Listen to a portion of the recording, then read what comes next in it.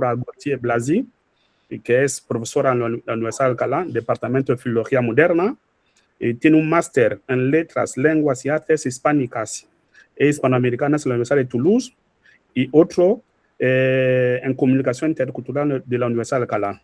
Tiene una tesis doctoral leída en 2017, centrada en las cosmovisiones y los imaginarios del caos en la obra literaria del autor haitiano Gary Victor. Sus intereses docentes e investigadores abarcan las literaturas francófonas, haitianas, caribeñas y africanas, las teorías postcoloniales y decoloniales y los imaginarios diaspóricos.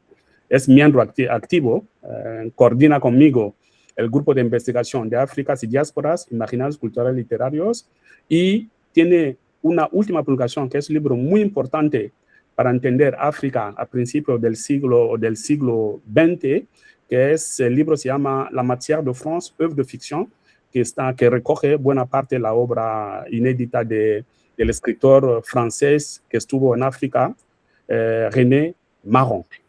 Entonces, ese libro fue publicado en Presse Universitaire des Antilles en 2025, que tiene un enfoque a la vez crítico y genético. Así que, como he dicho antes, hoy nos hablará de Guinea-África, una biblioteca afroeuropea. Tienes la palabra, Laura.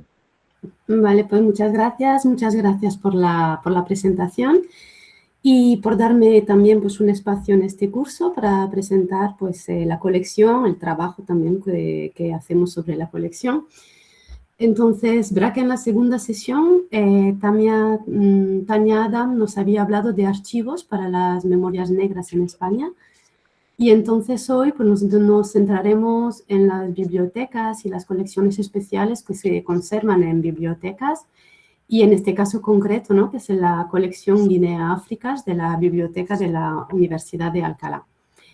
En este curso pues, voy a presentar la colección con sus distintos materiales y exploraré también el potencial de esta colección, un acervo documental sobre Guinea, las múltiples Áfricas y el amplio espacio de la afrodescendencia, desde la diversidad de sus historias, memorias y producciones intelectuales.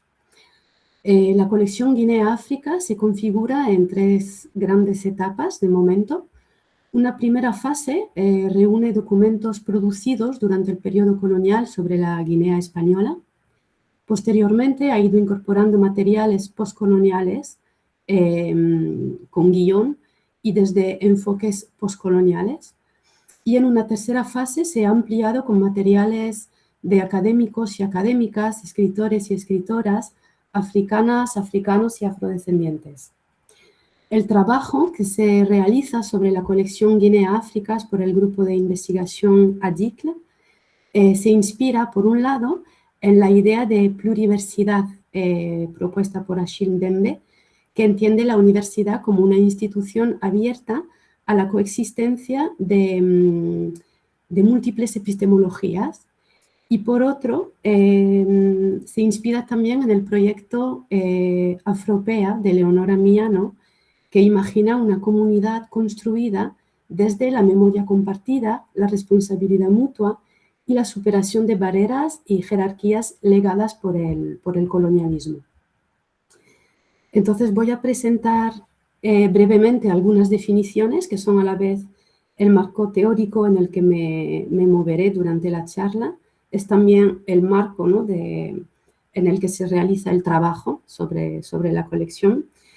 Bibliotecas pues son lugares constituidos por documentos con la finalidad de transmitir conocimientos a un público o una comunidad a partir de lo que son o se llaman fuentes secundarias.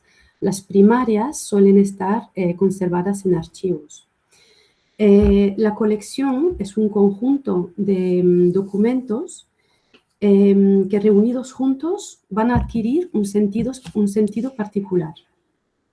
Luego, la Biblioteca Colonial de Valentín Ijmudimbe, para él no es tanto un lugar, sino un conjunto de discursos, categorías, saberes y prácticas de representación producidos por el colonialismo, y para él ahí es donde reside la cuestión de la violencia simbólica, en un sentido burdiano, mediante el cual él mismo, que es el dominante, impone al otro, el dominado, la condición de ser objeto de la percepción del mismo desde sus propios puntos de vista y categorías.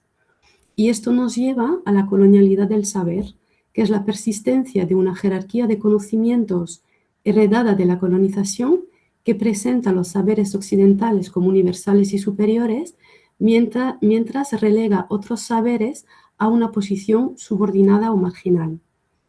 Y finalmente, la descolonialidad epistemológica implica el cuestionamiento de los supuestos sobre los que se construyen las estructuras del saber eurocéntricas y el señalamiento de hipótesis alternativas que pueden ser más fructíferas para desarrollar un conocimiento sistemático del mundo social y para proponer opciones realistas para construir un futuro como un sistema histórico más igualitario y democrático. Bien, entonces, ¿por qué es importante esta colección? Perdón, o cualquier fondo de estas características? Porque, en primer lugar, representan una fuente de conocimiento producidos en un momento dado, sea la época colonial, poscolonial, decolonial, y de la cual se pueden extraer nuevas posibilidades a partir de un examen crítico de los saberes que contiene. Y, en segundo lugar, pueden servir para la transferencia de conocimiento hacia un público escolar, universitario o general, gracias a la didactización de sus materiales, pues para cursos y talleres, ¿no?, en los que se podría analizar las persistencias del legado de la colonización en nuestras sociedades actuales, donde se fomentaría una comprensión crítica de nuestras sociedades multiculturales europeas, o donde se pensaría también pues, la construcción de sociedades más inclusivas desde los marcos teóricos y metodológicos de la descolonialidad. Voy a presentar ahora la colección, lo que es la colección inicial, la colección Guinea. Esta colección inicial se inicia pues tiene una doble historia. La primera está ligada a su adquisición, pues se constituye con una serie de lotes adquiridos en 1999 en una casa de subastas de Madrid por encargo del entonces rector de la Universidad de Alcalá, Manuel Gala Muñoz, porque él había nacido en Guinea y quería aprovechar pues, su posición en la Universidad de Alcalá para fortalecer las relaciones académicas e institucionales entre la Universidad de Alcalá y la Universidad de Guinea Ecuatorial. La segunda está ligada a los contenidos de la colección, que participan en gran medida de la producción del saber colonial sobre Guinea en particular y África colonial de manera más general. Esta colección inicial pues, contiene unos 26 títulos de revistas y periódicos sobre Guinea, 325 postales, 101 de ellas son tarjetas de la Guinea española. Tiene también 106 mapas de Guinea y del continente africano desde el siglo XVI hasta el fin de la etapa colonial, y unos 450 libros, más o menos, y más de la mitad relacionados con la Guinea española. Entonces, antes de continuar, aquí me voy a inspirar en María Ignacia Schulz y quería añadir una advertencia sobre los materiales que voy a presentar, porque como pertenecen al periodo colonial, serán también presentados, ¿no?, como dispositivos del saber colonial. Son reflejo, ¿no?, también de las taxonomías del pensamiento imperial para conocer, gobernar y someter un territorio. Implica una violencia histórica y epistemológica, y ese es el motivo por el que prefiero avisar de los contenidos. Y al mismo tiempo, esto es porque como llevo muchos meses ya trabajando sobre estos materiales y porque es verdad que me resultan como cada vez más violentos, me surge también una pregunta acerca de modos y formas de enseñar y manipular estos tipos de documentos que encierran en sí pues, una violencia, ¿no?, que se está como verbalizando cada vez más, que tiene aún muchas repercusiones sociales, personales y mentales. Y me pregunto, ¿no?, si al final de la presentación pues, no se podría dedicar un minuto, ¿no?, del intercambio pues, a intercambiar ideas, opiniones, ¿no?, sobre este tema. Entonces, voy primero a enseñar un fragmento del listado de la colección inicial. Lo que llama la atención en este fragmento es la presencia de temáticas recurrentes. Entonces, esta colección inicial se corresponde con lo que podríamos llamar una biblioteca colonial de trabajo, es decir, una colección destinada a conocer, administrar, evangelizar o explotar los territorios africanos bajo la dominación española o europea. Y, bueno, aunque no se sabe aún a quién perteneció, ¿no?, esta colección.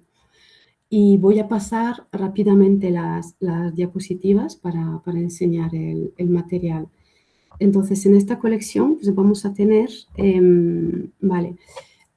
volúmenes sobre memorias misionarias y ensayos sobre enfermedades.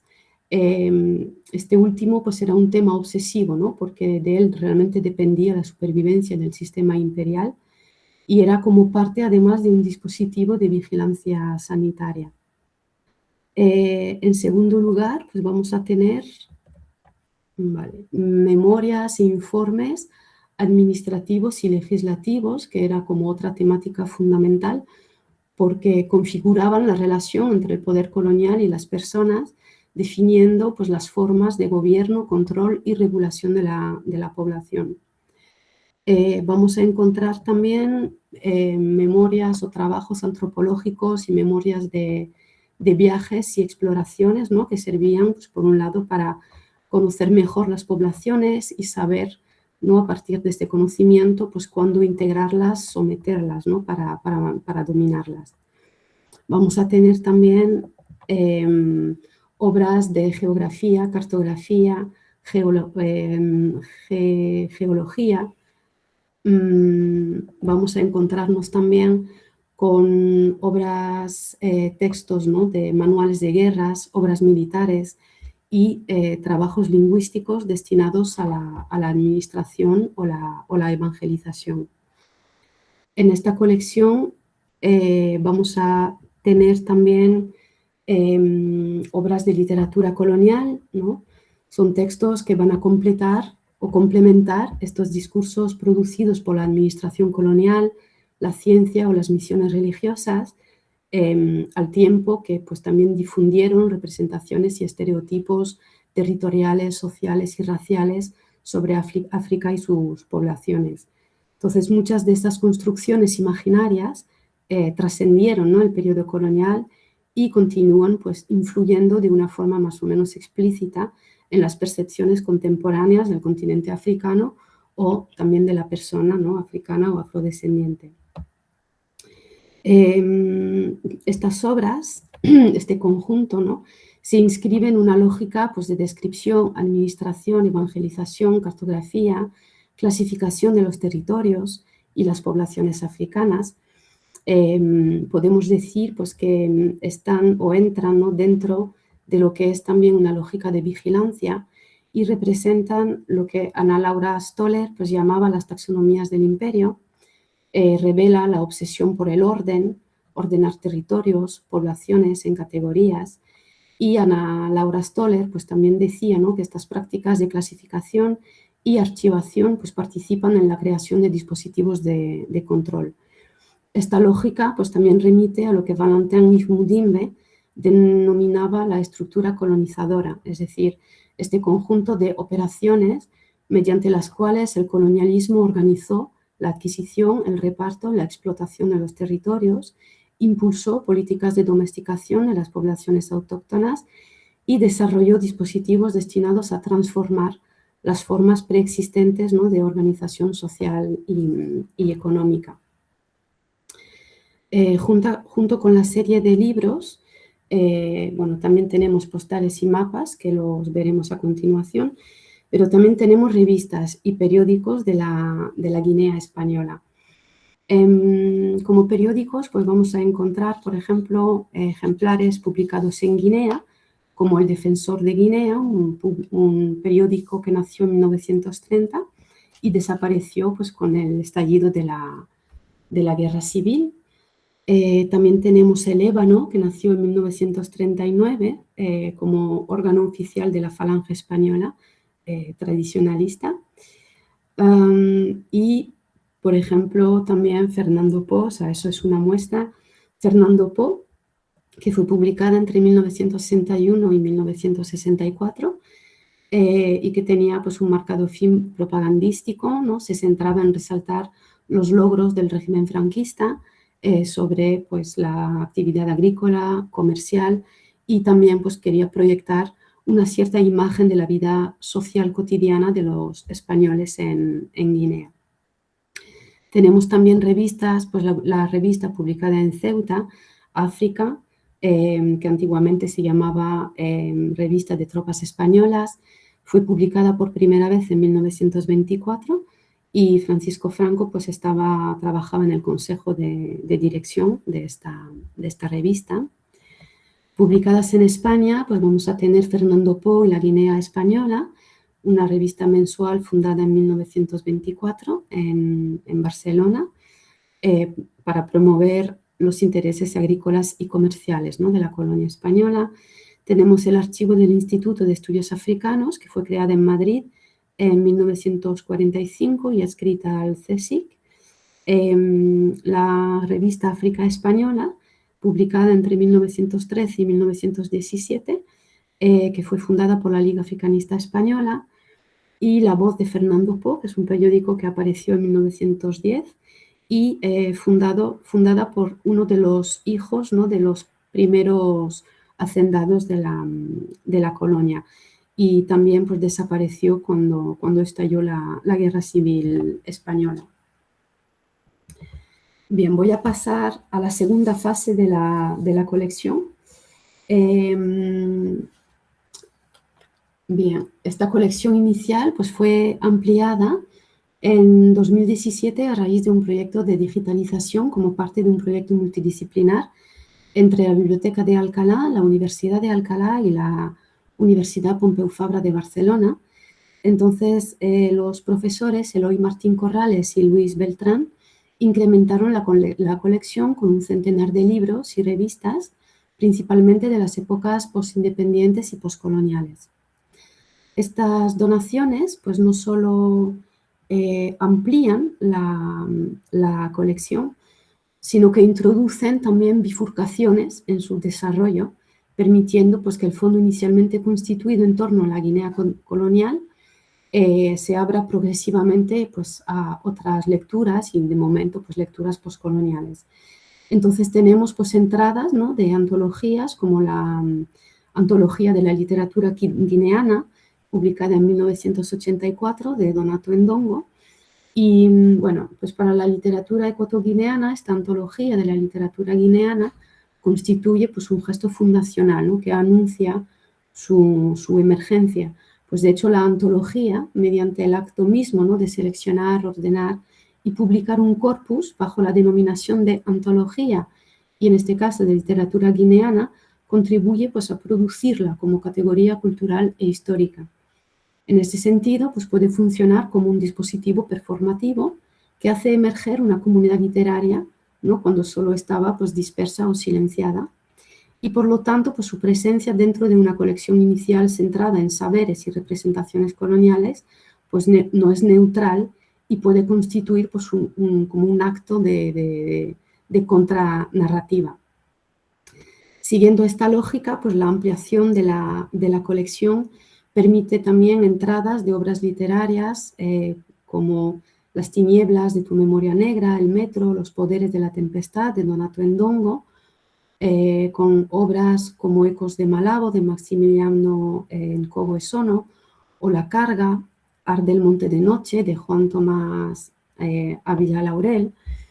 Y en este sentido, pues esta literatura, ¿no?, nos recuerda Eugène Ebodé en una entrevista. Él nos dice pues, que es también como un acto, ¿no?, en el que él dice que, le cito, escribir, siendo africano, es como una suerte de invitación a escribir en contra de la biblioteca colonial y por lo tanto a estar a la escucha de una biblioteca otra, en contra de una biblioteca descolonial, que es la que enseña lo que somos, ¿no? Y no la de aquellos que retoman las ideas de las que van a mostrar cómo querían que fuéramos. Entonces, con estas nuevas entradas, pues también tenemos Historia y Tragedia de Guinea Ecuatorial, de Donato Ndongo, más enfoques postcoloniales con obras de Gustave Nérin, y también pues una primera entrada de voces femeninas dentro de la colección, ¿no? Aunque ni africanas ni afrodescendientes de momento, pero son autoras como Yolanda Ishela Cabré, especialista en las relaciones históricas y contemporáneas, ¿no? Entre España y sus antiguas colonias africanas, o también pues, una obra, ¿no? de la periodista, filósofa y escritora Gemma Freixas, y su novela Casino de Santa Isabel, que recrea por los últimos meses de la presencia española en Guinea Ecuatorial. Bien, en cuanto a las revistas, que también formaron parte de esta segunda etapa, pues vemos aparecer revistas, sobre todo en idioma francés,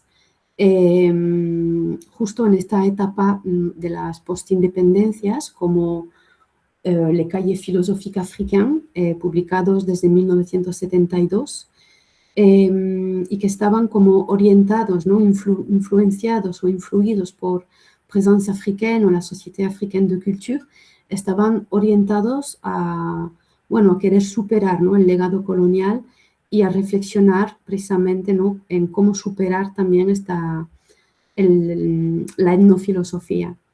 En la revista Présence Universitaire pues también estuvo estrechamente vinculada al surgimiento de la universidad en Leopoldville y promovió la reflexión sobre cuestiones entonces como los derechos fundamentales, justicia social, democracia y el diálogo intercultural. Las revistas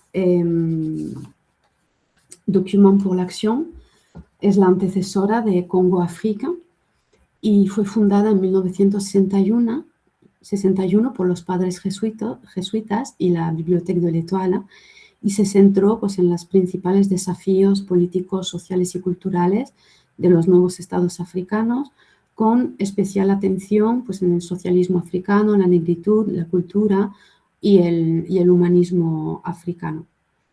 Pues esta fue la segunda ampliación de la colección y finalmente pues, también conoció otra nueva ampliación más reciente que tuvo lugar en 2025, cuando el grupo ADICL pues, tomó el relevo y volvió a iniciar un nuevo proyecto multidisciplinar con la biblioteca de la Universidad de Alcalá.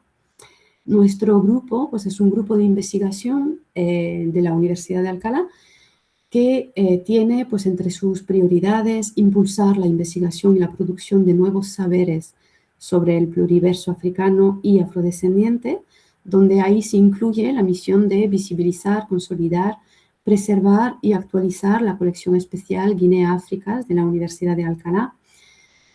También diseñar, promover y desarrollar acciones de transferencia de conocimiento para públicos generales, universitarios, de la enseñanza secundaria, con el fin de fomentar una comprensión crítica de la diversidad y de contribuir pues, a la construcción de sociedades más inclusivas desde los marcos teóricos y metodológicos de la teoría descolonial. Y pues, otra de sus prioridades es también promover una mayor comprensión de las migraciones africanas y afrodescendientes, así como pues, promover una mayor comprensión de sus contribuciones y aporte a las transformaciones socioculturales de las sociedades contemporáneas europeas. Entonces, nuestro trabajo con la colección pues, pues ha consistido en un primer momento, ¿no? A este trabajo de ampliación ha consistido en un primer momento, ¿no? en reunir pues, los volúmenes de la biblioteca de la Universidad de Alcalá, de literaturas, culturas, sociedades africanas y afrodescendientes, ¿no? Entonces, en este caso, pues son volúmenes generalmente adquiridos a partir de las políticas documentarias de las bibliotecas y pues como puede ser la literatura de premios Nobel como Wole Soyinka, Naguib Mahfouz, Nadine Gordimer, Coetzee, Abdulrazak Gurnah, por ejemplo, ¿no? Que bueno, pues los vimos ayer con Marta Sofía, también con Federico Vivenco. También fue, vale, pues reagrupar algunos volúmenes, ¿no? que estaban en esta biblioteca de la UH, que provenían sobre todo de peticiones de grupos de investigación e investigadores. Entonces podemos destacar ya pues, ensayos de referencias como La invención de l'Afrique, La invención de las mujeres, una perspectiva sobre el discurso occidental del género, el Afrotopía de Felwine Sarr, bueno, entre otros, eso es también una muestra, ¿no? Antología de la literatura hispanoafricana y afrodescendiente, también Iberia Negra, textos para otra historia de la diáspora africana. Y entonces luego, pues a raíz de los... vale, pues esta nueva fase de donaciones pues ha permitido efectivamente la entrada, ¿no? de nuevas voces y narrativas africanas y afrodescendientes dentro de la colección, pues con la óptica, ¿no? de poner en diálogo pues, voces guineanas, africanas y las múltiples afrodescendencias. Entonces ahí pues me refiero como a una nueva fase de donaciones, ¿no? Ya no tanto lo de ir a buscar en bibliotecas, sino pues otro tipo de entradas, ¿no? en la colección. Entonces aquí pues vamos a tener como una primera donación, que es la del profesor Landry Wilfrid Nyampica, que amplió la colección con obras como Bello Sol Amarillo de Chimamanda Ngozi Adichie, Canto de Gemido de Eliseo Altunaga, Oculto al Sol de Abdoulaye Bilal Traoré, Corazón que ríe, Corazón que llora de Maryse Condé, obras de Lidia Cabrera, de Ken Bugul, de Cheikh Anta Diop, traducidas. También ahí entrará la obra colectiva, ¿no? dirigida por Sabrina Brancato, Afro Europe, que es la obra colectiva que fue publicada a raíz del proyecto Afro Europa, del que nos habló ayer pues Marta Sofía. También en octubre del 2025, ¿no? a raíz de la organización del tercer Congreso Internacional de Estudios Literarios y Culturales Afrodescendientes, pues la colección conoció una nueva fase de ampliación, ¿no? con donaciones de las editoriales, ¿no? de Casa África o del CIAL.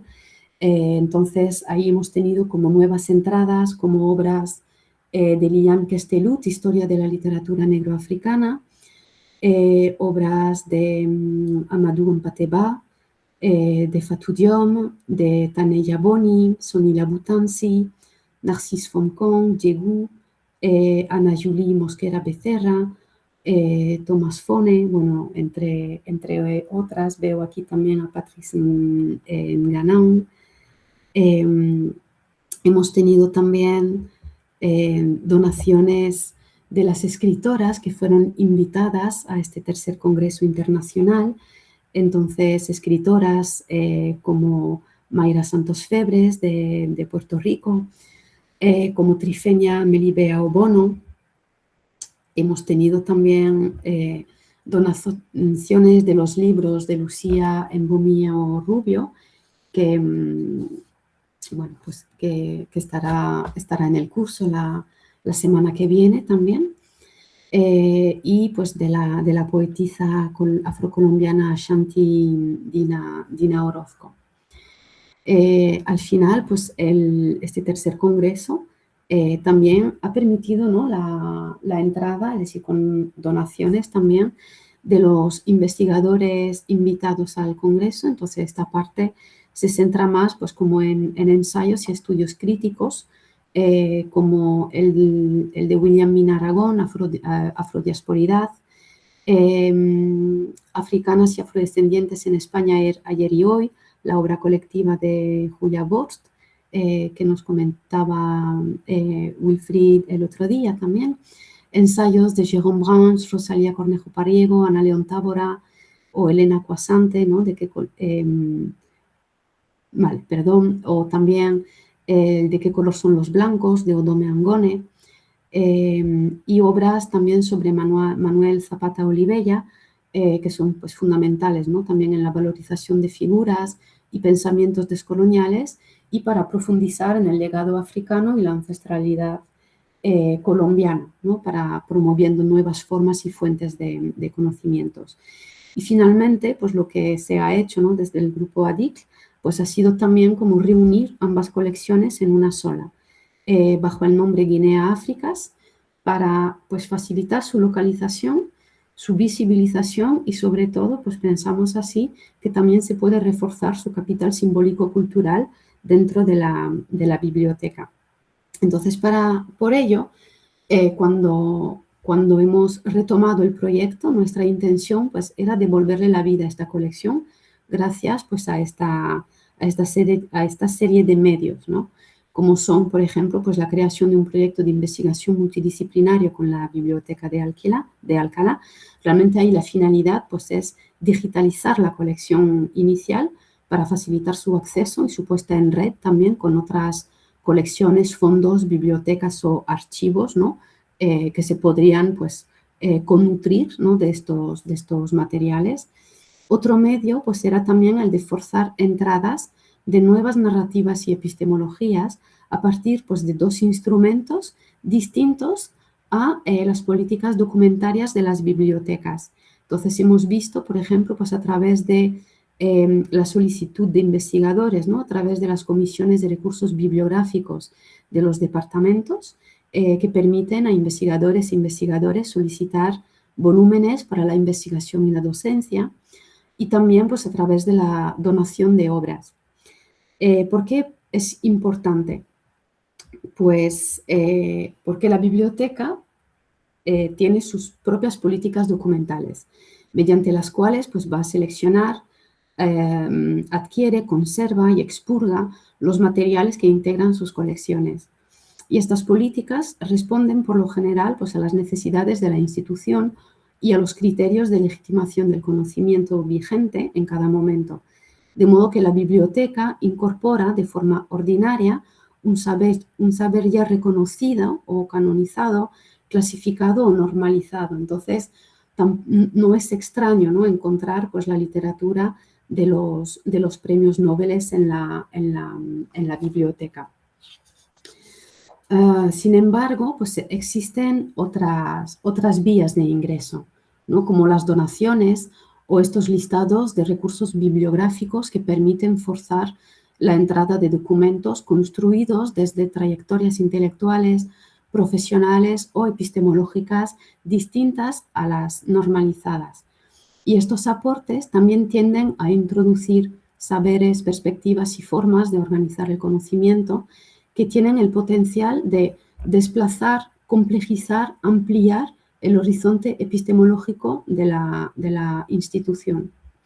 Y en algún modo también a forzar la institución a crear nuevas modalidades para absorberlas y dar coherencia al conjunto que conserva.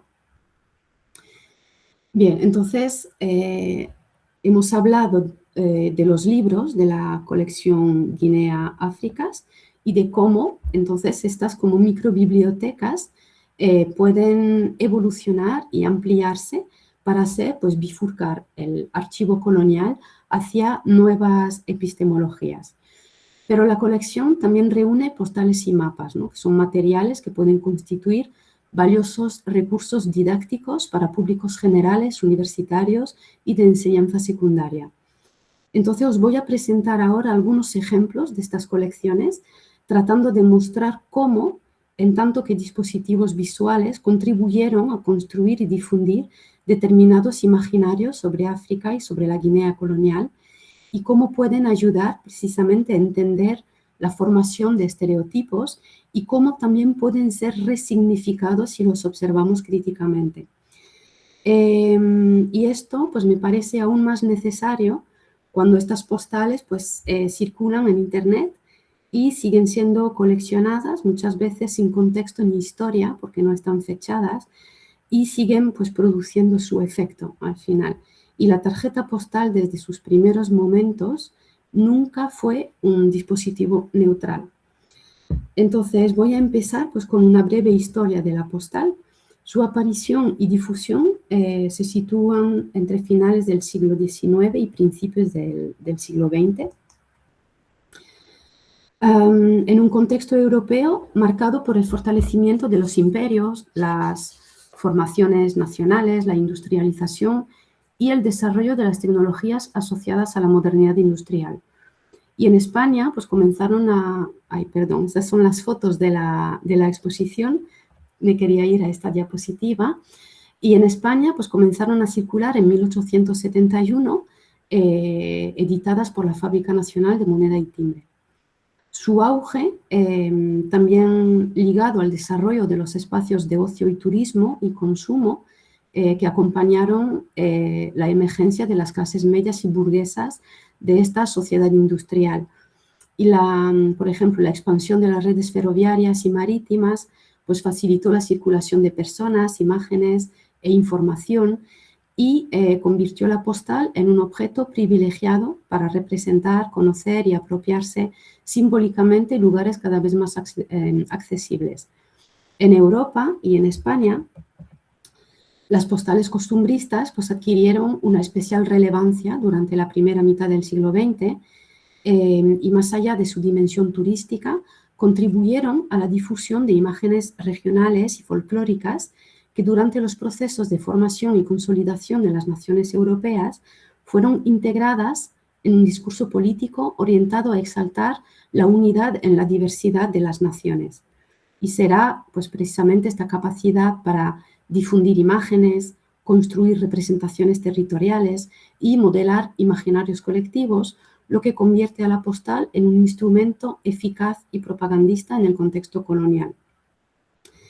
Uno de los primeros factores como dispositivos de propaganda pues también se encuentra en la producción masiva de imágenes. Por ejemplo, Christophe Géry explica que en 1910 las postales coloniales de África Occidental pues ya habían alcanzado los 123 millones de tarjetas circulando. Al aspecto masivo de la producción de las tarjetas postales se une también su función documental, a través del avance tecnológico de la fotografía, que reemplaza la imagen, el dibujo, la pintura, ¿no? Pues la convierte en un potente dispositivo a vocación didáctica y científica. Pues como acabo de decir, reemplaza la imagen ilustrada, se incorpora a las misiones etnológicas encargadas de explorar y documentar científicamente los territorios colonizados.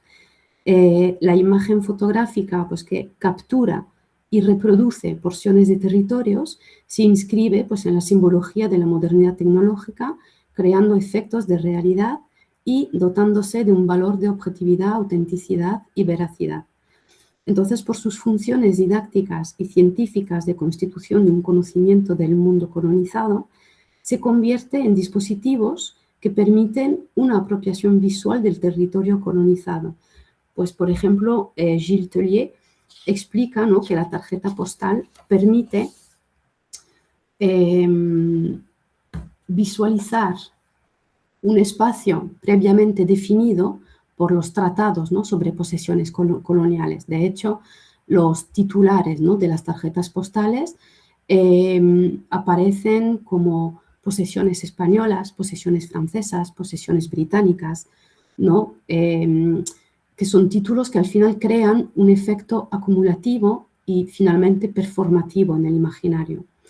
En segundo lugar, permite también codificar la mirada del espectador occidental, ¿no?, alrededor de un retrato predefinido de estos territorios conquistados.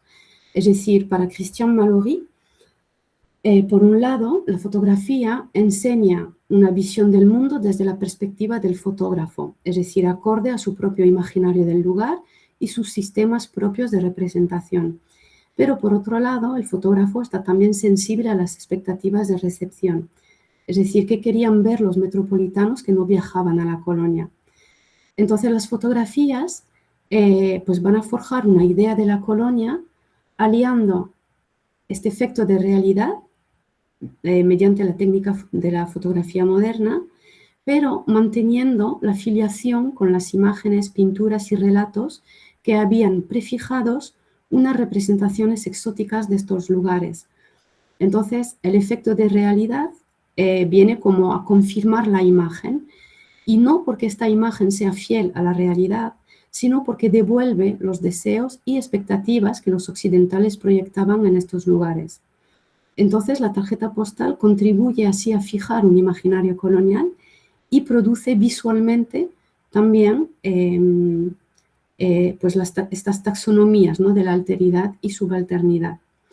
Entonces, antes de mostrar las tarjetas postales, voy a volver a poner la advertencia, ¿no?, sobre las imágenes que voy a enseñar, claramente pues, racistas, humillantes, violentas, y también pues,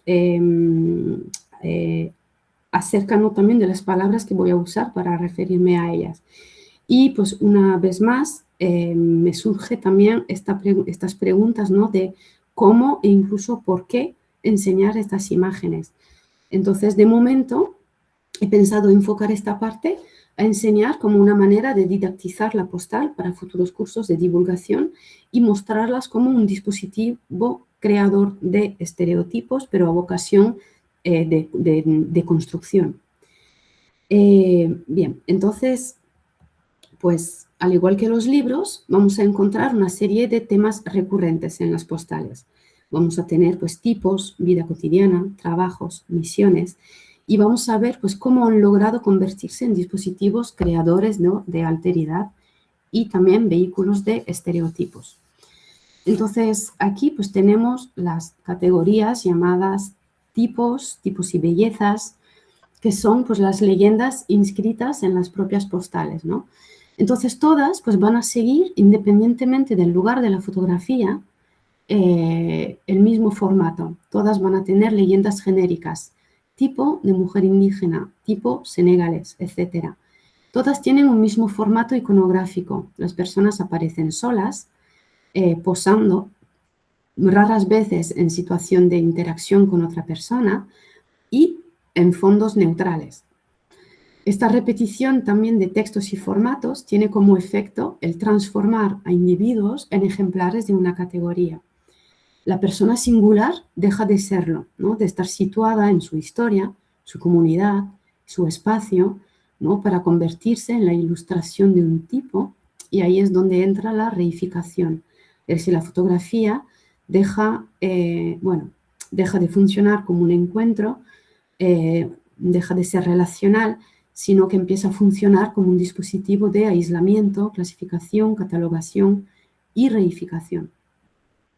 Para las categorías, por ejemplo, de vida cotidiana y tradiciones, pues también están muy codificadas, ¿no?, también marcadas por una profunda dicotomía modernidad-naturaleza, primitivismo, ¿vale? Vemos en ellas presencias, por ejemplo, de europeos, vestidos al estilo colonial, siempre en posición de dominación respecto al hombre o a los hombres africanos, posando en medio de sus trabajadores o bien siendo transportados, ¿no?, también en medio de la naturaleza por ellos.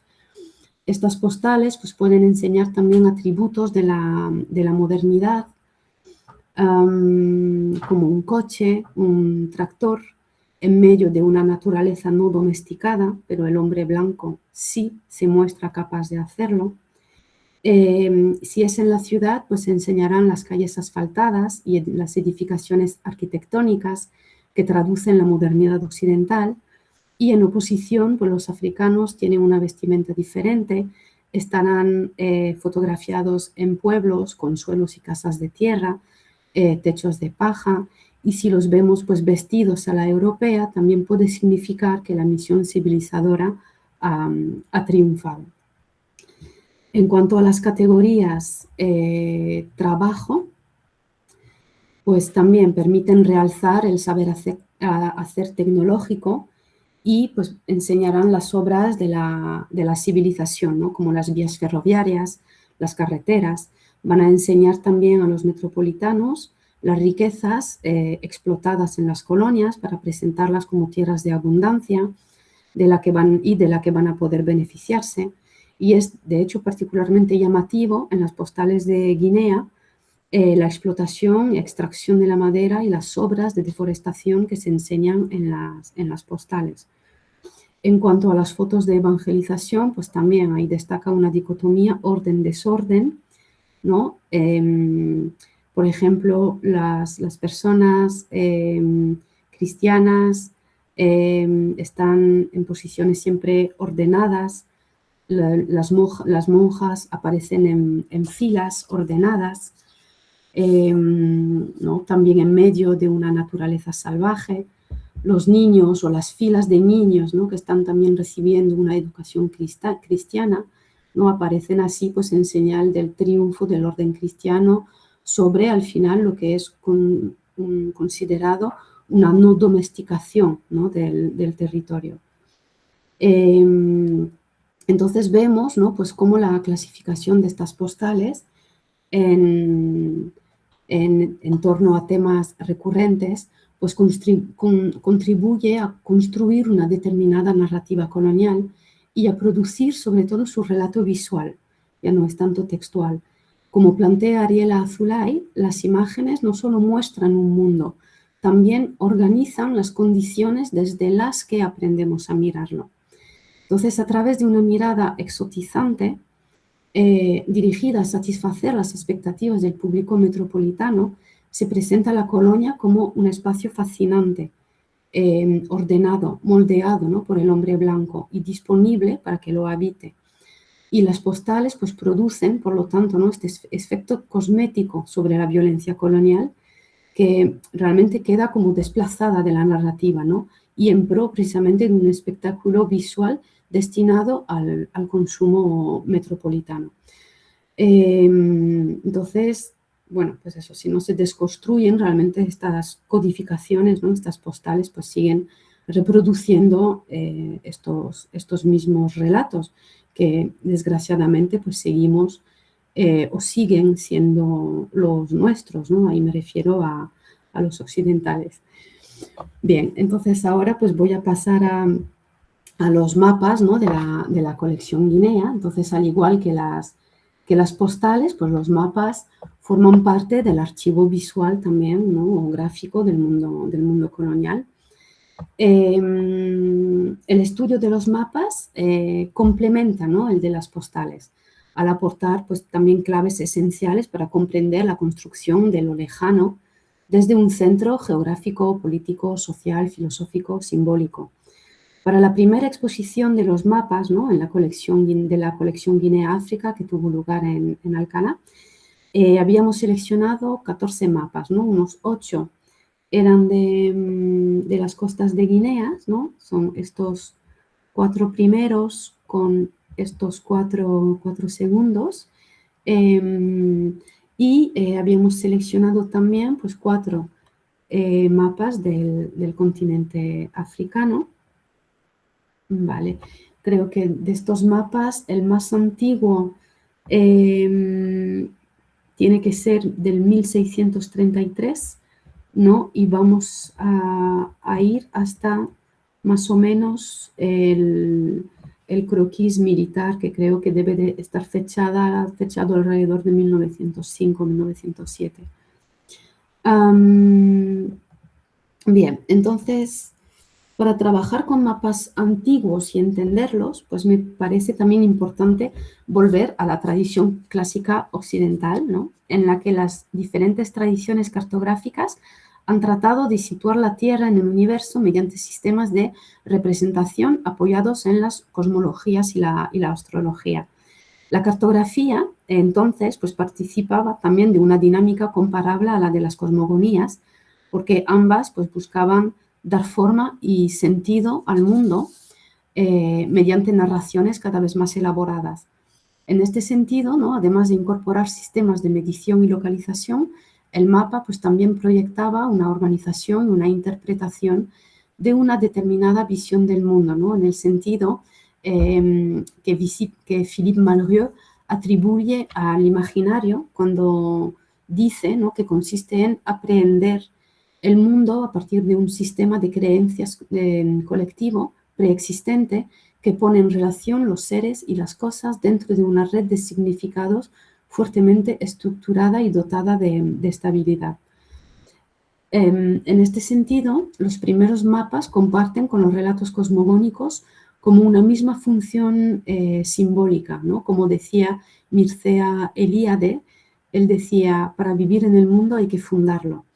Y la cartografía pues, participa precisamente de esta operación fundadora al proyectar un relato cosmogónico visual que se apoya en los avances científicos y los relatos cosmogónicos y o fundacionales, ¿no? Entonces, a modo de ejemplo, voy a mostrar, por ejemplo, ¿no? Como en los mapas más antiguos de la colección, vemos cómo aparecen en ellos animales míticos, monstruos marinos, peces voladores, que van poblando los mares, ¿no? Y creando pues, el relato del peligro potencial que puede implicar aventurarse en tierras desconocidas, a la vez que pues, también enaltece, ¿no? la labor de los exploradores. Los mapas se alimentan pues, también de los relatos de viajes, de las antiguas tradiciones de Ptolomeo, ¿no? Pueden aparecer en ellos pues, los míticos montes de la luna que aparecen aquí, los lagos Zaire y Zaflán también, que aparecen ahí en este lado. Creo que eran estos, que como tengo la parte de la cámara en un lado, ya no veo, una de las dos, ¿vale? Pues en una aparecen los lagos Zaire y Zaflán, ¿no? Que eran como parte de estos mitos y conjeturas sobre las fuentes del Nilo. Aparece también en una de estas dos imágenes el ficticio lago Sachaf, que fue imaginado por el geógrafo Laurent Fries en 1522, porque era, pues, los territorios internos, ¿no? del continente africano eran desconocidos. Entonces, para intentar rellenarlos o imaginarlos, pues también, ¿no? en estos mapas aparecen pues, todo lo que los relatos podían contar, ¿no? a partir de relatos de viajes, conversaciones con comerciantes, etcétera, ¿no? Que podían pues, como nutrir una especie de relato hipotético sobre esto, el interior del continente. Luego, pues también pueden aparecer, ¿no? los poblados, ¿no? calificados, pues todo eso desde el imaginario, ¿no? Occidental. Podían aparecer, no sé, nombrados o escritos en los mapas, ¿no? Pues a partir de, por ejemplo, lo que comían, ¿no? Pescado, hombres. Podían aparecer también nombrados a partir de su tamaño, a partir de los lugares donde vivían, ¿no? Y también pues, lugares realmente desconocidos, pues podían aparecer en los mapas también o nombrados o dibujados criaturas míticas como las Blemiaes, ¿no? que eran como hombres sin cabezas. Vale, luego pues en los mapas también aparecen las tierras incógnitas, el símbolo típico del miedo al vacío o del mundo aún no explorado, ¿no? que funcionaba como una especie de obsesión y que parecía pues también funcionar como un impulso para ir a conocer y determinar los territorios desconocidos, ¿no? por el explorador occidental. Y finalmente, pues también con John Harley, ¿no? que es un cartógrafo que inició un giro cartográfico en los años 80, explicaba que un mapa es siempre parte de un discurso persuasivo, previamente encargado además por un centro de poder, lo que hacía de él un instrumento siempre al servicio de una ideología y que siempre perseguía un fin. Un mapa podía y puede enseñar, nombrar o esconder y silenciar para conseguir crear o dominar un territorio. Entonces, por ejemplo, en los mapas de la era de las exploraciones costeras, durante la cual se instaló el comercio con África, pues pueden aparecer en los mapas productos y materias primas, ¿no? En los lugares de comercios, y además pues son nombres que se convierten también en topónimos, ¿no? Vemos, por ejemplo, aquí pues la Côte d'Or, que es la Côte d'Ivoire, Costa de Marfil, también la conocida Costa de Oro, también aparece en Costa de los Esclavos, ¿no? Que fue donde se inició el comercio de personas esclavizadas. Entonces, esto es pues lo que enseñan lo que pueden enseñar los mapas, pero también existe y está lo que silencian. Entonces, Hartley afirma, ¿no?, que los mapas ejercen una influencia social también a través de sus omisiones, ¿no?, tanto como a través de las características que describen o enfatizan.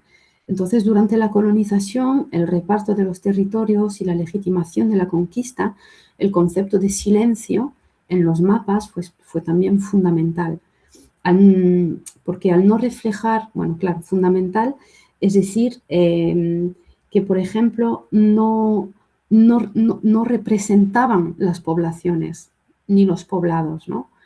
Entonces, al no reflejar estas interacciones humanas o al borrar la presencia de pueblos, poblados o ciudades autóctonas, pues proponían una imagen desprovista de su componente humano y social, y pues presentaban también territorios como espacios disponibles, ¿no?, para la habitabilidad, y sobre todo pues para la conquista del hombre blanco. Bueno, pues os acabo de presentar una parte, ¿no?, del trabajo que se realiza sobre las colecciones, ¿no?, desde el grupo ADIC, sobre la colección especial Guinea-Áfricas, que queremos visibilizar, actualizar, ¿no?, como pequeño grano de arena, ¿no?, a lo que son pues las utopías afropea de Leonora Miano y la pluriversidad de Achille Mbembe. Bueno, pues muchas gracias por vuestra escucha. Bueno, gracias. Bueno, muchas gracias, Laura. Ha sido una intervención muy documentada, muy documentada. Así que te agradezco muchísimo todo aportarnos todos esos elementos. Bueno, yo conocía algunas cosas de esto, sobre todo para nuestros asistentes. Yo creo que es importante. Bueno, destacar, a mi modo de ver, a partir de lo que ha dicho Laura, lo que sería la empresa colonial, ¿no?, que estaba casi obsesionada con adueñarse, pero sobre todo también a partir de ello nombrar y ordenar, y a partir de ello crear un archivo, ¿no?, para la invención la famosa invención del otro, o la construcción de un imaginario colonial. Como ha dicho Laura, era muy importante la constitución de un archivo, es decir, que todo el conocimiento occidental sobre el otro, y fundamentalmente en este caso sobre África, que tenga resultados muy concretos, que sería el archivo, es decir, en forma de libro, en forma de mapas, e incluso en forma de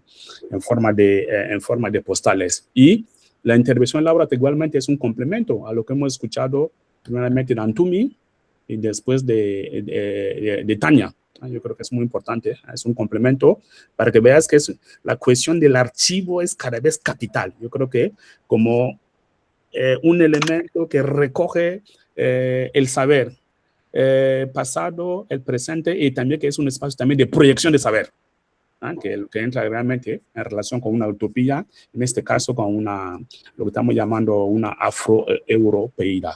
Así que nada, hoy no voy a hacer preguntas yo, porque más trabajo con Laura y más o menos conozco la colección, y nada, así que abrimos la palabra. Tenemos las dos vías de siempre: levantamos la mano, hacemos la pregunta, o escribimos en el chat que tenemos.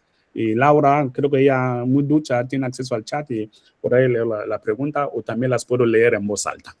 Así Sí. que la discusión está servida. Sí, yo, bueno, no es muy usual, pero realmente quería volver, ¿no?, a lanzar estas preguntas sobre cómo podemos mostrar estos materiales. Realmente me interesaría mucho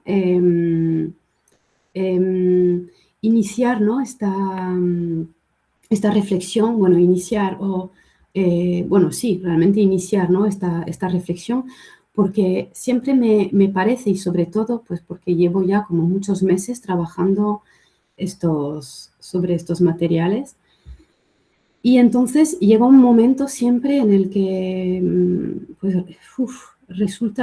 empiezan a resultar incómodos, por lo que significan, también a la hora de mostrarlos, es decir, no.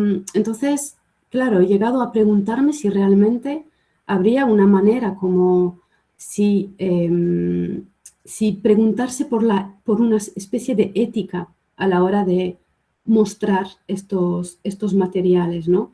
Em, ¿Cómo hacerlo? Cómo a lo mejor abordar, ¿no? También la cuestión del respeto a la historia, a las memorias, a las personas, ¿no?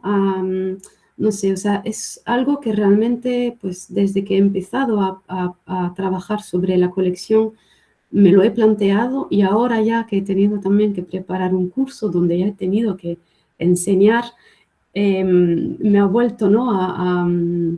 a surgir esta pregunta. También quería, no sé si sigo compartiendo, creo que sí. Quería, bueno, esto lo tenía preparado porque realmente quería abordar esta pregunta, ¿no? Sobre lo de mostrar materiales, también sobre esta cuestión de mostrar postales. Entonces, yo me he acordado, ¿no? de una polémica que tuvo lugar en Francia en el 2018, cuando los historiadores Pascal Blanchard, Nicolas Blancel, Gilles Borch, Dominique Thomas, Christelle Tarot, publicaron un volumen, ¿no? que además se titulaba Sex, Race et Colonie. La obra en sí, pues realmente ofrece, ¿no? un estudio histórico sobre la dominación de los cuerpos colonizados, ¿no? Y pues abarca desde el siglo XV hasta la actualidad, y obviamente pues la cuestión, ¿no? de la colonial es central. ¿Qué pasó? Que pues el libro, bueno, aparte de que eligió, por ejemplo, como formato editorial, lo que llamamos en francés el beau livre, es decir, como entre el libro de lujo y libro de arte. Como lo veis ahí arriba, ¿no? El título, Sex en grande. Race et Colonie, pues casi como resaltado con luces de neón. Las fotografías que están publicadas dentro, que son fotografías de una violencia explícita, o sea, ni explícita ni implícita, de violencia a secas, están impresas, ¿no? en papel brillante, a veces en gran tamaño. Entonces, claro, esto pues generó una polémica en Francia, ¿no? Entonces, lo que argumentaban los autores era efectivamente, ¿no? que pues lo que han hecho era publicar 1.200 fotos inéditas, realizar una obra de historia monumental, ¿no? abarcando 6 siglos de historia, que se trata de un libro de investigación científica a vocación de constructora, y que la tesis que ellos sostenían era, claro, entender el pasado también pasa por entender lo inefable, y lo visible es una narrativa en sí, ¿no? que permite realmente entender esta cosa que parece, bueno, que es realmente eso, terrible. Entonces, claro, los argumentos en contra, pues fue efectivamente, ¿no? Se le reprochó conducir la violencia que pretendía denunciar, y lo que os comenté antes, ¿no? O sea, al final, en un libro que se pretende de denuncia y de deconstrucción, al final termina siendo un libro de lujo que presenta la postal como una obra de arte, casi, bueno, esto lo digo entre comillas, ¿no? Entonces, ¿cómo poner lo estético por encima del contenido, ¿no? Que se quiere crítico y en una dinámica de constructora. Entonces, bueno, quería ahí lanzar un poco la, la idea, la cuestión. Vale, y veo que alguien... Vale, no sé si Sí, lo que pasa... A ver. Sí, soy sí, yo, sí. Mati. Mati, sí. A ver, yo aquí también tengo, claro, eso es una... Bueno, primero felicidades, Laura, ¿eh? Antes que nada, muchísimas gracias. Pero es súper difícil y has lanzado un gran tema. Porque si nos leemos lo que dijo Liberación, ¿no? Que producen incomodidad, ¿no? O sea, es que, claro, ¿quién no tiene una mirada burguesa sobre todo lo que nos ponen ahora mismo delante? O sea, tener esa mirada burguesa nos obliga a estar incómodos cuando hay algo que nos incomoda. ¿Y qué nos está incomodando? Pues claramente lo que nos está incomodando es una evidencia. Entonces creo que es muy, muy oportuno, quizá a lo mejor no tanto la forma, porque claro, aquí están buscando vender.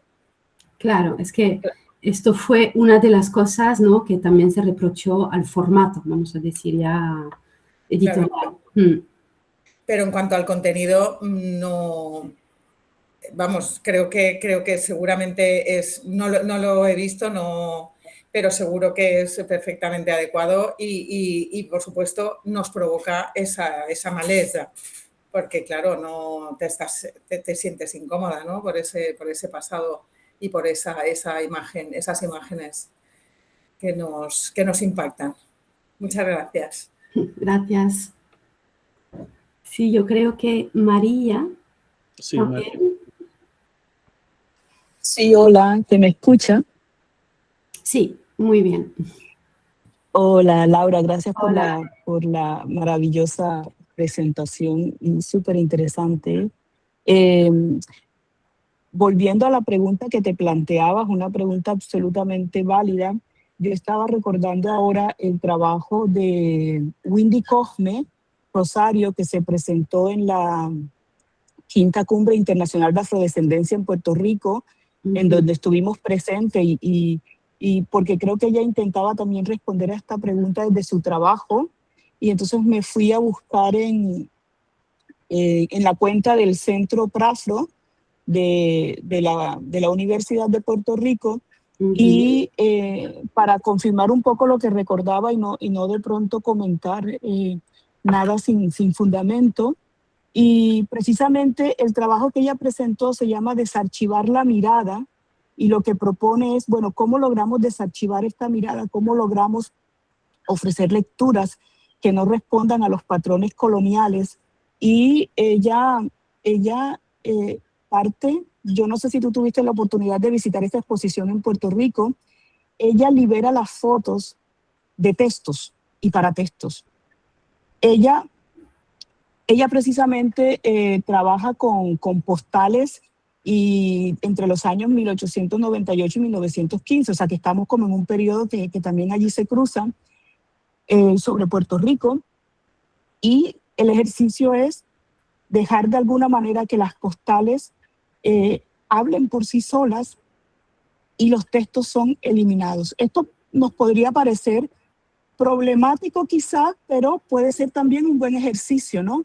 Para no generar lecturas desde las categorías que se generan cuando tú dices, por ejemplo, postales sobre la belleza o sobre lo femenino, el trabajo en el campo, etcétera, a simplemente permitir que sea una nueva mirada sobre esos cuerpos racializados que están allí, una mirada que le dé protagonismo también a esos cuerpos y que nos cuestione de alguna manera qué estamos viendo, cómo lo estamos viendo, cómo leemos esto. Entonces, yo no sé si esa sea una respuesta, o sea, mejor dicho, si esa sea la respuesta, pero me parece que la propuesta de Windy Cosme, que lo hace con este trabajo, liberar los textos las postales de textos explicativos, de mayores textos explicativos que dirijan la mirada del observador y que dirijan, ¿sí?, la comprensión del observador es una propuesta. Eso como para comentar ese trabajo que de pronto lo puedes encontrar en las redes del centro, no, de pronto no lo encuentras en las redes del Centro Brafro. Y bueno, yo tenía una pregunta de carácter muy formal o organizativo. ¿Cómo es el acceso a la colección? De pronto me perdí en la charla y se me escapó. ¿Es de libre acceso o hay que tener cuenta institucional? ¿Qué se puede hacer con el material que está en la colección? Por ejemplo, si yo tengo las postales, ¿qué puedo hacer con una postal? ¿Cuál es el acceso que tengo a este material? Y la otra pregunta está relacionada con las políticas que comentabas publimentarias de la biblioteca y hasta qué punto eso limita lo que aparece en el archivo. ¿Qué queda por fuera según esas políticas del archivo? ¿O qué podría quedar por fuera? Esas son como mis dos preguntas. Una, ¿cómo es el acceso a la colección? ¿Bajo qué formato puedo yo acceder? No como investigadora, sino como una persona simplemente que está interesada. Y dos, según las políticas bibliotecarias, ¿qué podría quedar por fuera del archivo? Gracias, Laura. Vale, muchas gracias a ti, María. Vale, pues voy a contestar, no sé en qué orden hacerlo. Voy primero a contestar a tus preguntas, ¿vale? Y luego ya pues volveré a comentar también sobre postales.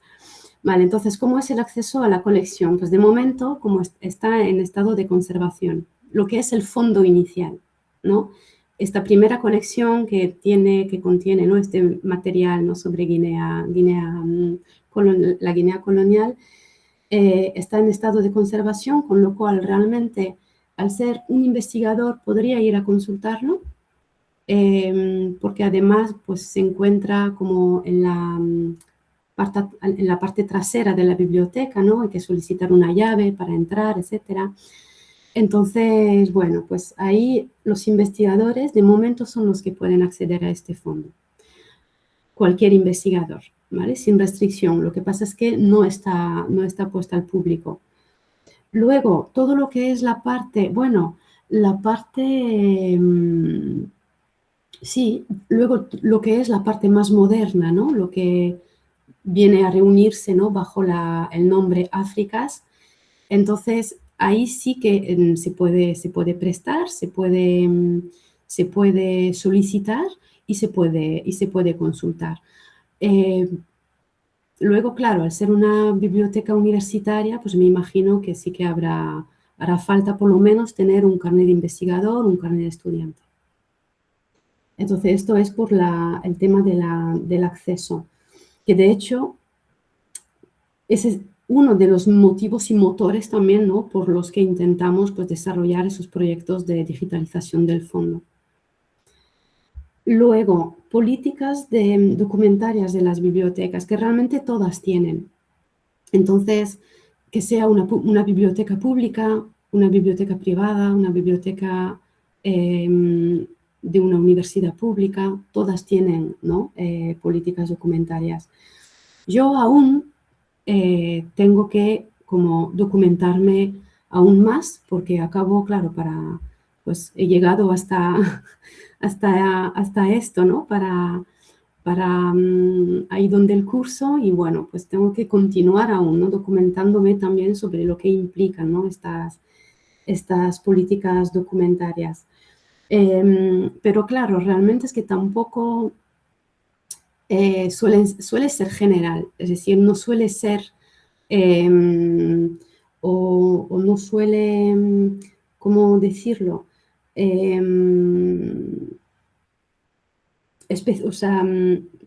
Relevar de un conocimiento específico y ultra especializado, ¿no?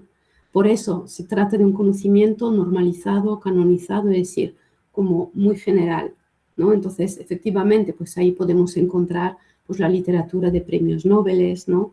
O, por ejemplo, pues alguna obra que haya funcionado muy bien en el mercado, pues puede estar incorporada en la biblioteca.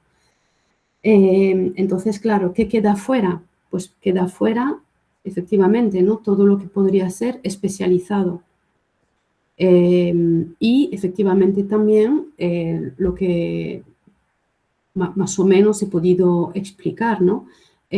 Conocimientos que finalmente no alimentan, ¿no?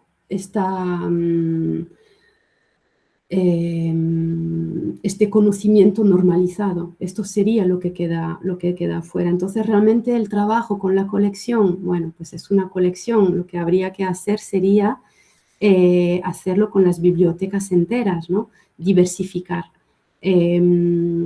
los conocimientos desde distintos tipos, ¿no? De epistemologías. Entonces, bueno, eso sería como utópico o muy a largo plazo, ¿no?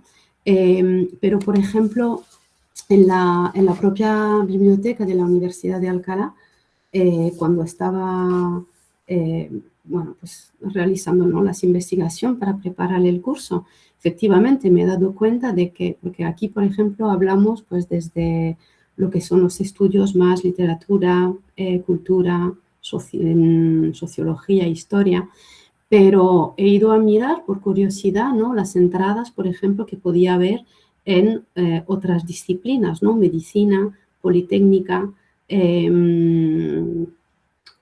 pedagogía, etcétera, y ahí también había entradas.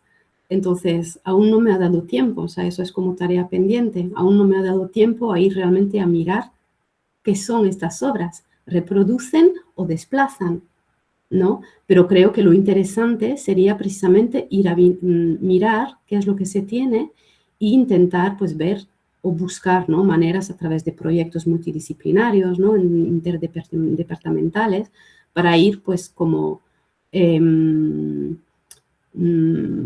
observar qué es lo que se tiene y completar con, pues eso, o sea, saberes que provendrían, ¿no? de otros enfoques, otros tipos de conocimientos, ¿no? También me parece importante, y esto pues lo dejaré en bibliografía, una iniciativa que tuvo lugar en, creo, una universidad en Inglaterra, donde fueron los propios alumnos, ¿no? que voy a decir asaltar, porque fue la palabra que me vino cuando leí el artículo, asaltaron la biblioteca, la Goldsmiths, creo que se llama, precisamente denunciando, ¿no? el hecho de que el saber que contenía esta biblioteca era unilateral. Entonces fueron ellos, ¿no? los que, pues, estudiantes de grados, posgrados, doctorados, ¿no? querían quizás, pues estudiando medicina, sociología, etcétera, querían precisamente poder desplazar, ¿no? sus estudios, y entonces fueron ellos, ¿no? los que organizaron, los que empezaron a denunciar y lograron también, pues, que la biblioteca incorporara, ¿no? como otro tipo de obras desde otros enfoques y otros tipos de conocimientos. Entonces, bueno, pues, Sí. muy interesante. Sí, sí. Yo solamente quería añadir tres cosas. La primera, bueno, Mati, es que vamos a pasar el catálogo que hicimos en el Congreso sobre la exposición. Yo no sé si se puede pasar por aquí, voy a intentarlo. Esa es una cosa. Vamos a pasar para que la gente lo tenga, para que se haga una idea sobre la exposición, sobre la colección.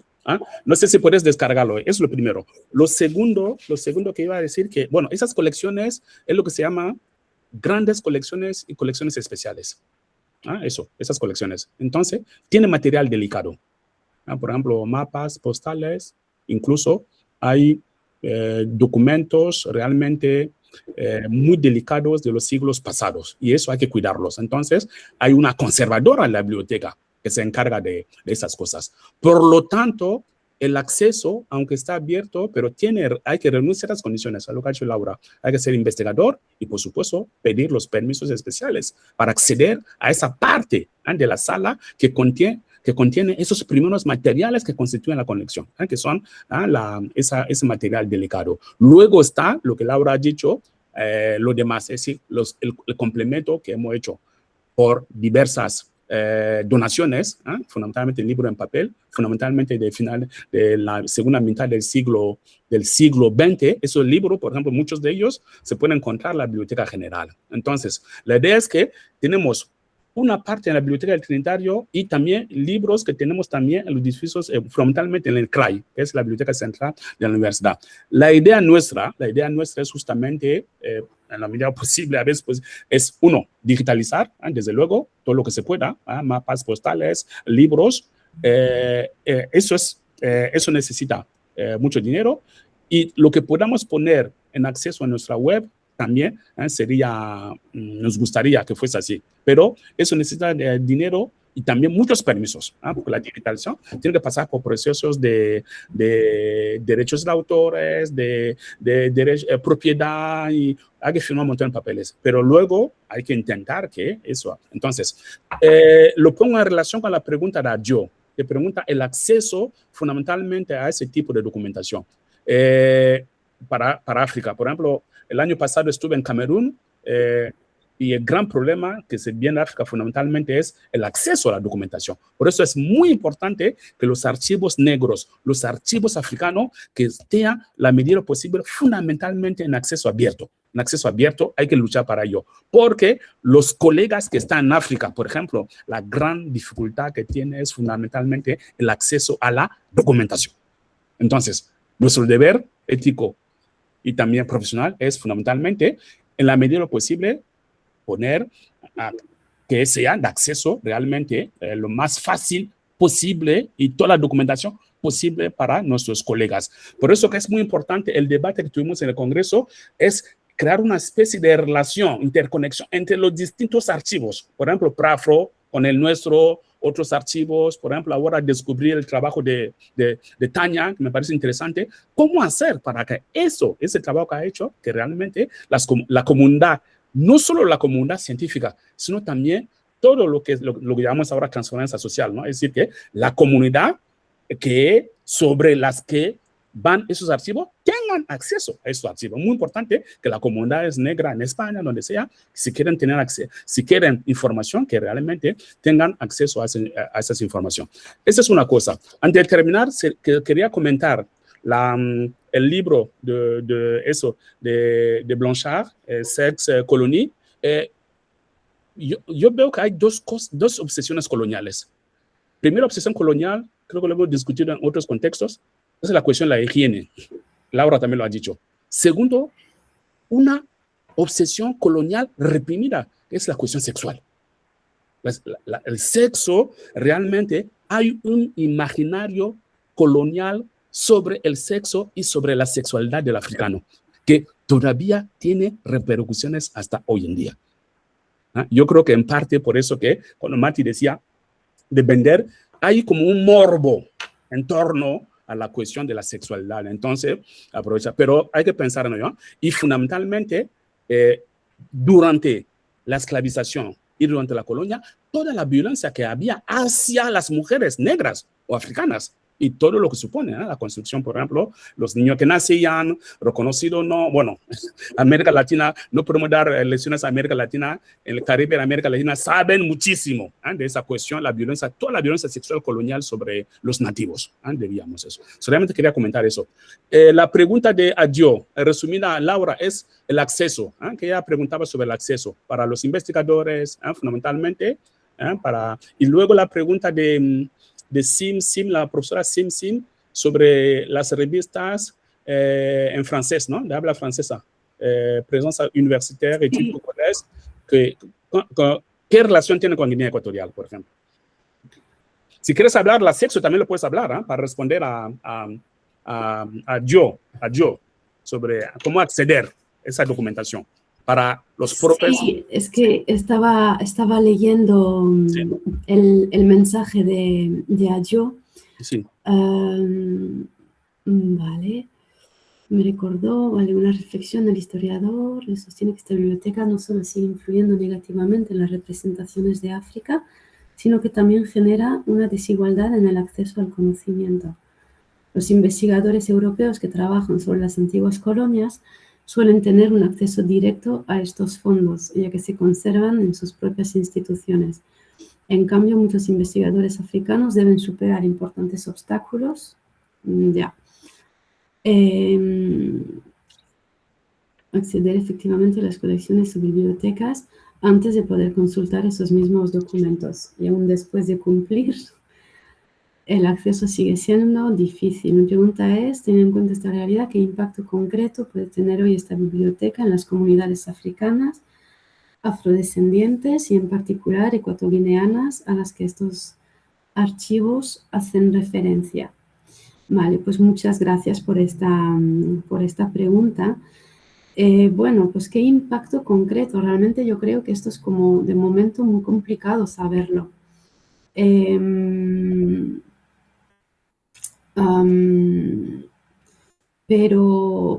Pero por un lado, bueno, pues contestar a la pregunta del acceso, o sea, está claro que es difícil y, bueno, hemos contestado con la digitalización y yo creo que esto al final, bueno, pues no soluciona el problema, obviamente, ¿no? Le aporta como una parte de una respuesta. Creo que es un tema también como muy complejo, ¿no? Y luego, a nivel de impacto, yo creo que he dicho que es muy difícil saberlo. Creo que también como que ahora mismo es difícil que lo pueda tener. No sé cómo explicarlo. Yo creo que es algo como más a largo plazo. Yo creo que primero habría que educar, ¿no?, a los que acceden a las bibliotecas, enseñando cuáles son los fondos, las posibilidades, etcétera. O sea, de ahí también, ¿no?, lo de la intención de proponer cursos y talleres, ¿no?, para aprender a leer estos tipos de materiales y al final pues los conocimientos que encierran también. Yo creo que lo ideal, pues eso sería simplemente lograr tener una biblioteca que sea el reflejo de las distintas epistemologías que están implicadas en la comunidad. Entonces, en Europa, pues, somos ya una sociedad multicultural, aunque no tenemos, igual, pues, aunque no socialmente, no hayamos aún logrado cuestiones de igualdad o de, pues ahí, por ejemplo, ¿no?, lo de la sociología de Bourdieu, pues sigue notamos que sigue pesando aún, ¿no?, en nuestras sociedades, ¿no? Pero realmente yo creo que la biblioteca tiene sobre todo que reflejar, ¿no?, la diversidad, ¿no?, de las personas que potencialmente pueden entrar en ellas. Bueno, también pues son cuestiones que yo creo que hay que estudiarlas también como en partes específicas, ¿no? O sea, realmente estudiarlo, ¿no? O sea, cómo se puede relacionar o cómo podemos aprender, ¿no?, a realmente medir, ¿no?, el grado de impacto o de correlación, ¿no?, que puede haber una comunidad con una biblioteca, ¿no?, o con los conocimientos, ¿no?, de esta biblioteca. O sea, Parece que... perdón. abro preguntas. Sí, parece que hay más preguntas. Hay una pregunta de Sí. Ana. Solamente completar, perdona Ana, que todo pasa por democratizar el acceso a la biblioteca. La democratización pasa por la digitalización, el acceso abierto real, porque hay accesos abiertos que dependen mucho de la institución de donde estás, porque la universidad, por ejemplo, tiene libros pagado por la universidad, pero el acceso abierto solo para el personal. La idea es que haya un acceso abierto real y que se democratice. Perdona, Ana, adelante. Sí. Nada, ningún problema. Buenas tardes. Voy a poner un momento la cámara mientras hablo. Nada, pongo la cámara pero no se ve nada. Hay algún problema, ya me pasó el otro día en una reunión. Bueno, no importa. Laura, muchísimas gracias. Me ha encantado tu presentación. Me ha parecido muy clara, esclarecedora, muy sugerente y que toca aspectos de gran importancia. En realidad, solamente iba a hacer un apunte y lo has hecho tú ya, o sea que casi no tenía ni que haber hablado. Que yo creo que a esa pregunta que hacían de cómo puede influir, ¿no?, en las generaciones de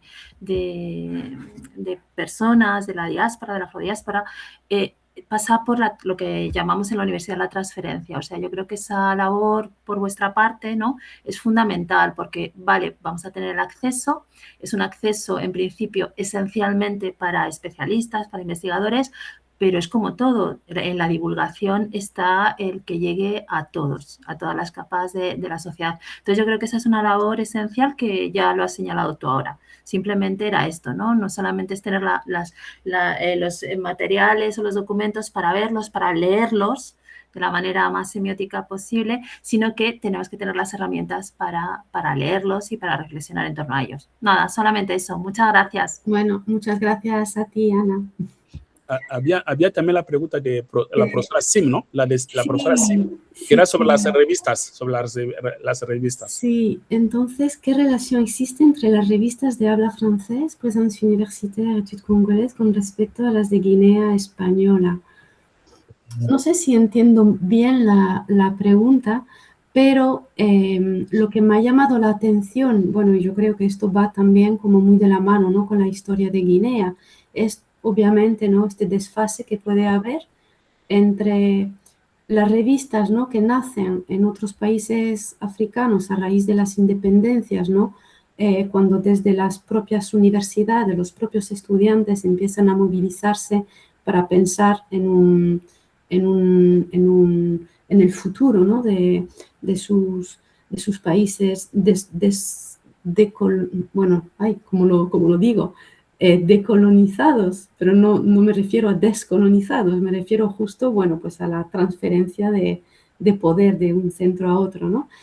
Pero en Guinea me llamó mucho la atención precisamente el hecho de que no he encontrado ese tipo de revistas. Y yo creo que esto va directamente liado, ¿no?, a la historia propia de Guinea, ¿no?, al pasar de una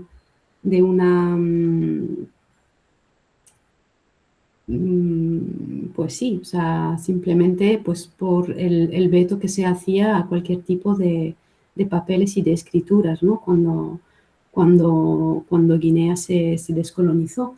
Entonces realmente pues no sé si es realmente así, pero yo me imagino, ¿no?, que por qué no hay más revistas, ¿no?, en estas épocas en Guinea, creo que es principalmente por este motivo.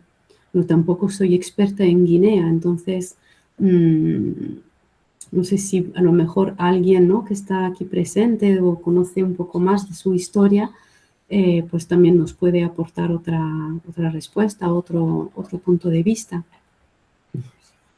No, lo que hay que se podría añadir es que uno, que la producción de conocimiento es importante desde la colonia, y también Guinea en ese momento, siendo colonia española, constituía una especie de burbuja frente a los países francófonos. Hay que tenerlo en cuenta. Por eso que sería, no lo sé, quizás haya encontrar realmente presencia de Guinea Ecuatorial en esas revistas. Pero a eso añadimos un segundo elemento, que es muy importante. Fíjense, toda la revista que ha citado Laura, también lo pusimos en el catálogo también, y que hay una gran producción de revistas africanas a principios de los años 60. Por ejemplo, en Congo, la actual República Democrática del Congo, hubo muchas revistas, fundamentalmente de intelectuales que muchos de ellos habían sido formados en los seminarios. Pero, sin embargo, hoy en día, esa producción que hubo casi son revistas que no existen. Yo creo que muy pocas universidades africanas realmente actualmente tengan revistas en ese sentido. Es muy difícil hoy en día ver revistas. Así que son revistas importantes. Y por último, esas revistas son muy difíciles de encontrar, Por eso que la colección de la Universidad de Alcalá es una colección realmente valiosa en la medida en que lo vimos durante el Congreso, cuando se visitaba la exposición. Muchos profesores que trabajaban sobre la historia de las revistas estaban impresionados porque habían oído de revistas que veían por primera vez en papel, que sabían que existían leyendo la historia de las revistas, pero nunca habían visto ningún ejemplar de esas revistas. Así que eso confirma, como he dicho, lo valioso que es realmente esa colección que tenemos en la Universidad de Alcalá. ¿Más preguntas? Sí.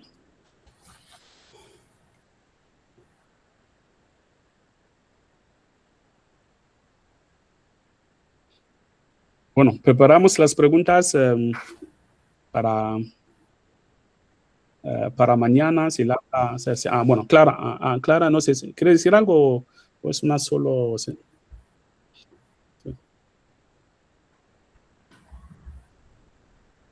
¿Querías decir algo, Clara, o no? No sé si...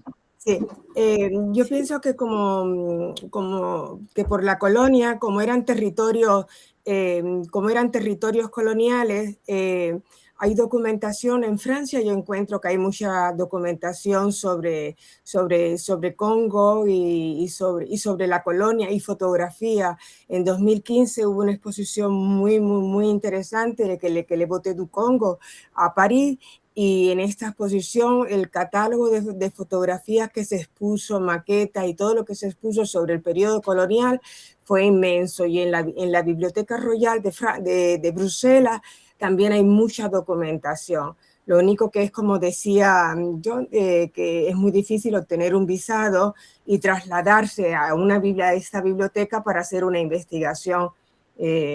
Porque una investigación lleva mucho tiempo de bibliografía, de muchas consultas, mucho tiempo de consulta. Pero muchas gracias, Laura, muy interesante y la verdad que la inauguración de la exposición fue impresionante. Porque teníamos el congreso, pero hubiéramos estado en la biblioteca muchísimo tiempo con el fondo bibliotecario pues que se expuso. Muchísimas gracias, enhorabuena. Y por la presentación de hoy. Gracias. ¿Alguna pregunta más? Bueno, pues nada, mañana nos vemos con la intervención del escritor guineoecuatoriano Juan Tomás Ávila Laurel, que nos va a hablar de contribuciones literarias africanas al hispanismo y a la afroeuropeidad. Y el jueves con Lucía Ambomio. Así que las sesiones prometen y bueno, espero que estén todos y asistir, preparar las preguntas, a leerles y bueno, vamos a escuchar lo que nos van a decir.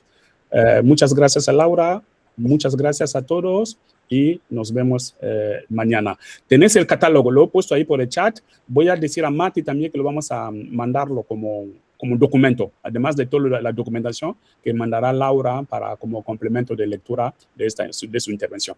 Muchísimas gracias y hasta mañana. Gracias. Hasta mañana. Chao. Gracias. Chao. Gracias, hasta mañana. Mañana.